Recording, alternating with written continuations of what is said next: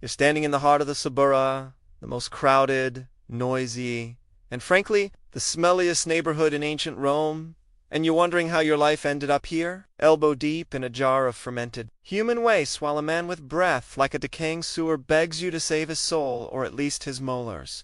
Before you start judging me, you have to understand that for the last 200,000 years, humanity has spent about 99% of its time dying in pools of its own diarrhea while making the absolute worst decisions possible. Unearnestly. Being a Roman dentist is actually one of the more respectable side hustles you could have in this fever dream of a civilization. You wake up in your tiny, high-rent apartment because even 2,000 years ago, landlords were absolute sharks, and the first thing you do isn't reach for a toothbrush or a nice minty rinse. No, you reach for the jar under the bed. You take a big, healthy swig of aged human urine and start gargling like your life depends on it. If you're a fan of the channel and think this is already pure nightmare fuel, go ahead and hit that like button and subscribe, because the morning routine only gets more disturbing from here. You see, we Romans are very particular about our dental care, and we believe that urine is the ultimate miracle drug for a bright,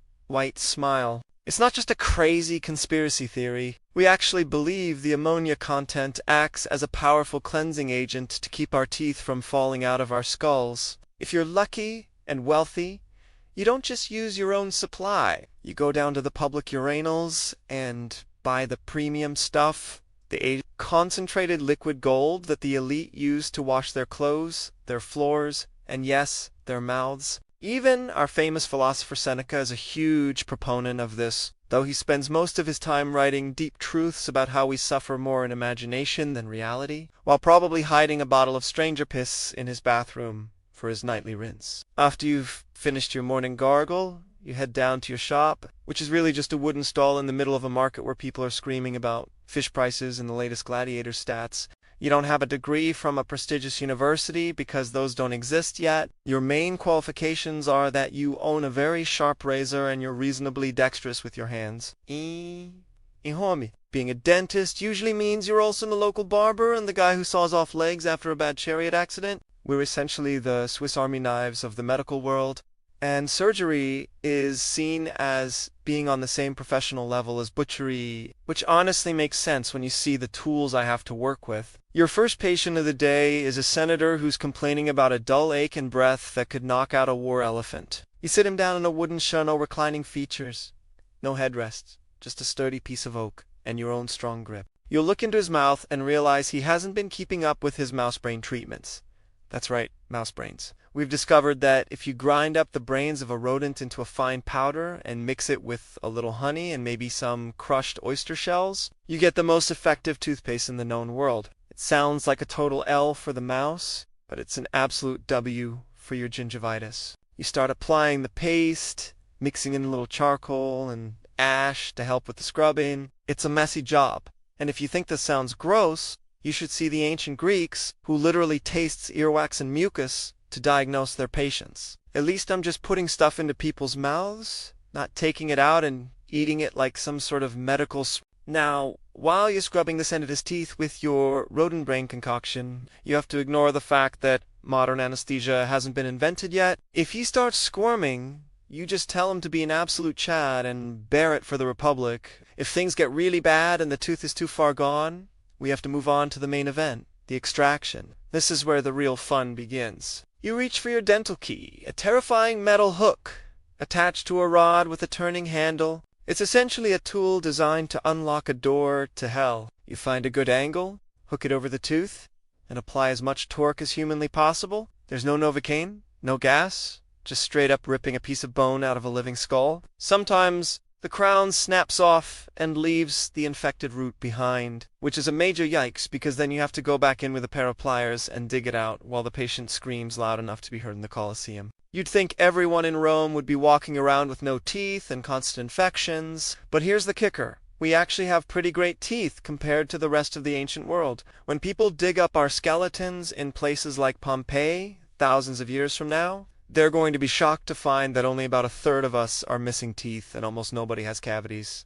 Maybe it's the lack of processed sugar in our diet, or maybe, just maybe, the urine and mouse brains are actually working. It's a weird flex, I know, but you can't argue with the results. If you're enjoying this dive into the dirty secrets of the past, make sure to follow the channel and leave a comment below letting me know if you'd ever swap your Colgate for some rodent paste. As the day goes on, you deal with all sorts of characters. You've got the athletes who want their teeth polished so they look good while they're being naked and oily in the arena. You've got the Karens of the Roman world who complain that their urine rinse isn't fresh enough. You even have the occasional soldier who needs a wooden prosthetic tooth carved on the spot. It's a high-pressure environment, especially since you're also expected to do a little bloodletting on the side to balance out the four humors. If a patient has a fever, you don't give them aspirin. You grab a handful of hungry leeches and let them go to town on their arm. And if you run out of live leeches, you use the artificial one's essentially a robot vampire that vacuums the life directly out of your body. It's all about balance, brr. Lunchtime rolls around, and you take a break to grab some bread and wine, though you have to be careful not to sit too close to the guy who wipes himself with literal stones or shards of broken pottery. Seriously, the Greeks and some of the lower-class Romans haven't figured out the whole sponginostic situation yet. And it leads to a lot of hemorrhoid cases, which usually ends with me or my colleagues shoving a red-hot iron where the sun doesn't shine to cauterize the problem. It's a literal pain in the ass, and it makes my dental extractions look like a day at the spa. After lunch, you have to go on a sourcing run. You head over to the public urinals with a couple of bucks. This is the ultimate side hustle for the city if the government actually taxes the collection of urine because it's so valuable for the tanning and laundry industries. You scoop out the day's harvest, ignoring the smell because, honestly, you've smelled worse things in your own shop. You need a fresh batch for your next client, a high society lady who wants a facial cleanser that will make her skin glow. You tell her that the ammonia is basically the ancient version of a chemical peel, and she buys it because, like rich people today, she'll try anything if you tell her it's natural and used by the elite. Back at the stall, you spend the afternoon grinding up more mouse brains. It's tedious work, but someone gotta do it. You have to make sure the powder's fine enough, otherwise it feels like you're brushing with sand, and that's a one-way ticket to a bad Yelp review in the forum. You mix it with a bit of honey to act as a binder, and maybe a little mint if you're feeling fancy. By the time the sun starts to set over the Tiber, you're covered in blood, ash, and various bodily fluids. But you've made enough denarii to pay your rent and buy a decent meal. You close up your stall, grab your jar of rinse for the walk home, and realize that while your life is undeniably disgusting, at least you're not a tasher in Victorian London wading through actual sewage for lost coins. Being a Roman dentist is a wild ride of torque, transitions, and the occasional mouse brain, but it's a living. We treat the past like the chaotic fever dream it really was. And if you've made it this far without gagging, you're officially a legend. Don't forget to like, follow, and comment on which part of the Roman dental routine was the most nightmare fuel for you. Tomorrow, we might explore why the Egyptians used crocodile dung as a contraceptive. But for now, I think we've all had enough dirty secrets for one day. Good luck sleeping tonight, and remember, next time you complain about the dentist, at least they're not using a dental key and a bucket of aged piss. The life of a medicus isn't just about the gory details, though. There's a certain philosophy to it. You see people at their absolute worst screaming, pleading, and smelling like death end, you realize that under all the tunics and the status, we're all just sacks of flesh trying to stay in balance. You start to appreciate the little things, like a patient who doesn't bite your finger off during an extraction, or the rare day when the market doesn't smell like a literal pig toilet. You think about the great leaders of your time, like Julius Caesar, and you wonder if even he has to deal with the agony of a wisdom tooth coming in sideways. Probably even the most powerful men in the world are eventually humbled by their own biology. As you walk through the shadows of the Colosseum, you see the crowds leaving after a long day of watching people get unalive for entertainment, and you realize your job isn't so different. You're both providing a service that involves a lot of screaming and blood. Only yours is technically supposed to help people. It's a thin line between a hero and a butcher in this city. You get back to your apartment, take one last gargle of that ammonia-rich liquid gold, and look out at the moon. You know that in a few thousand years, people will look back at your life and think you were a savage. But you also know that your skeletons will tell a different story of surprisingly healthy smiles, and the sheer grit it took to survive in the greatest empire the world has ever seen. If you want to keep opening the files the world tried to hide, make sure you're subscribed to the Raw Archive. We're here to unmask the disgusting, the insane, and the downright unbelievable parts of our history that they refuse to teach you in school. Whether it's Mozart's secret obsessions or the most calculated revenges in history, we deliver the history that is pure nightmare fuel. See you in the next one. If you've got the stomach for it, stay raw, stay unfiltered.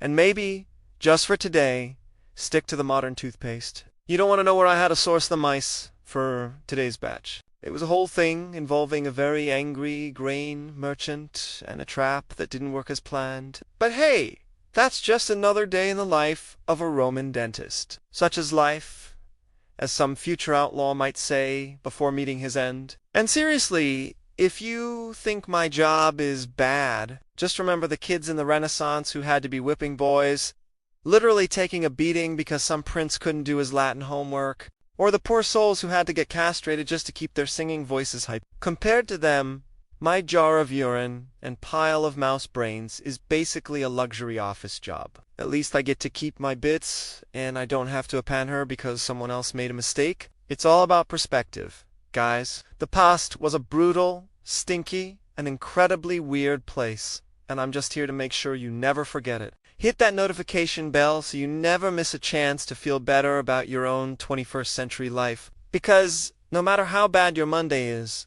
at least you didn't have to gargle stranger piss before your first meeting. That's a ratio you don't want to be on the wrong side of. One last thing before I head out: if you see a guy in the market tomorrow with a gold crown and a crossbow, tell him King Richard says hello and he really needs that fruit sent to his room. He's been a bit cranky lately, and I think a good mouse brain cleaning is the only thing that'll fix his attitude. But I'm not touching that guy without a double dose of vinegar and a very long pair of pliers. Some patients are just more trouble than they're worth, even for a legendary medicus like me. Catch you later, Romans. Stay white, stay bright, and for Jupiter's sake, keep your jars tightly sealed. The smell in this apartment is starting to get even me. It's a total skill issue on my part for living right above the laundromat. But hey, the rent is cheap and the supply is endless. See ya.